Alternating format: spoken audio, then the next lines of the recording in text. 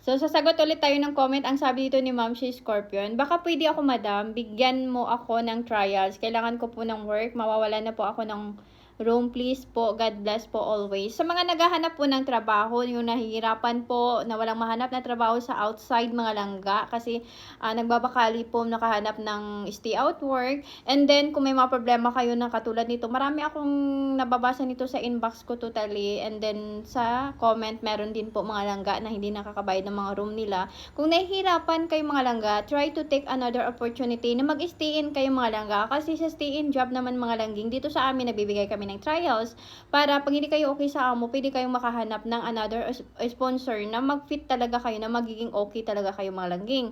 And then, dito, yung sahod nyo, buo nyo makukuha. Hindi nyo na problemahin yung pambayad nyo ng bahay, pagkain, free wifi, okay? Free personal needs na po yan sa sponsor. And then, kung makakuha pa kayo ng amo na magbibigay sa inyo ng day off, either weekly off, twice a month off, or once a month ang off, or kahit rest time, rest hour lang everyday mga langga. Alhamdulillah, okay?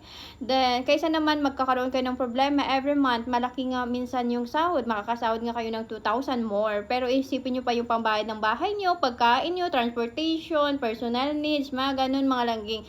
So, sa mga willing and naghahanap talaga ng trabaho, message lang po kayo sa inbox mga langga.